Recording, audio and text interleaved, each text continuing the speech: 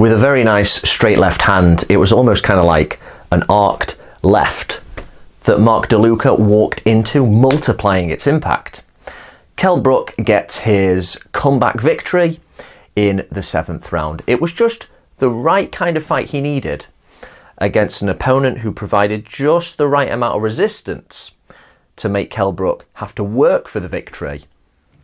For a guy who's been out of the ring for 12, more like 14 months, hasn't he? Kell Brook did not fight at all in 2019. He probably didn't look as spectacular, as special as he wanted to, as he'd spoken about prior to the fight. Before this fight, we heard something of a over-familiar spiel that you hear from fighters whose best days are probably behind them.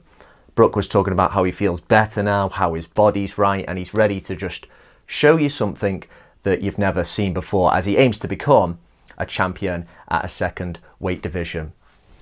We didn't quite get that masterful comeback performance, but all things considered, pretty good. We're always going to expect a bit of rust. We did see little flashes, though, of Special K.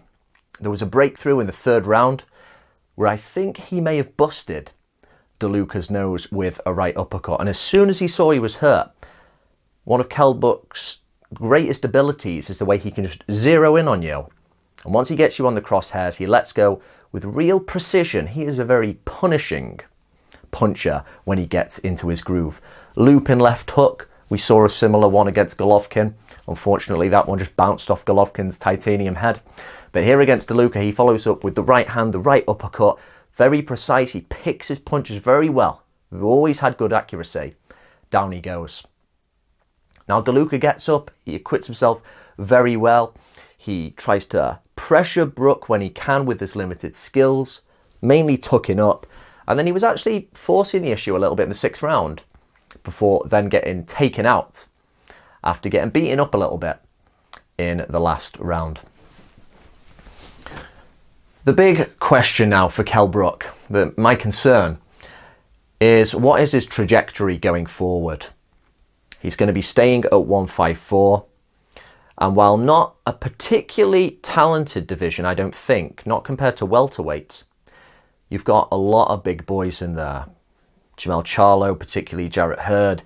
These guys have bigger frames than Kell Brook, who, while he may still be a little bit more talented than some of these guys and still be able to hurt them with his shots, he is smaller. That's going to be difficult in the later rounds, and he's never been hard to hit. That has always been one of Kell Brook's main problems. We know he's been beat before. You can't erase the past. We've had 2 broken orbital bones. And while he said as well prior to the fight that there's no quit in him and he's all heart, when I think talking about future fights and what he's capable of, some people will argue that Brook quit in both his losses against Golovkin and Errol Spence. The next logical fight to make seems to be a domestic dust-up with Liam Beefy Smith. But just to give you a bit of a comparison here between how things have changed. Had this fight happened a few years ago when Kell Brook was IBF welterweight champion and he jumped up a weight and fought Smith, Brook would have definitely been the overwhelming favourite. It would have just been like, okay, he has to give up a bit of size, but he's so much more talented, he is just going to punish Liam Smith. Now, the fact that he's lost a couple of times, that he has been beaten down, that he is a bit, if you want to be harsh, damaged goods possibly. Liam Smith will go into that fight knowing that. He naturally goes in more confident. The whole complexion of that fight that would have seemed like a sure thing a few years ago has all completely changed. But it's just the right kind of fight I think we need to see really what is left of Kell Brook when it comes to, has he got it to get a world title again? I am still concerned at 154 pounds. We know 147 was too much of a pinch on his body, but even still, after this fight, the guy doesn't look healthy.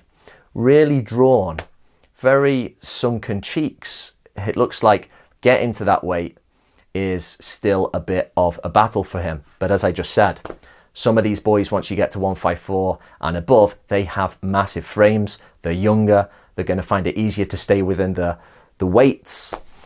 34 years of age, Kell Brook may still have a lot of ambition, but that belief that comes with that initial surge into the ranks when you first become champion, and when you've got those injuries that he's got as well, does he really believe that he can still achieve great heights going forward? We're going to have to see.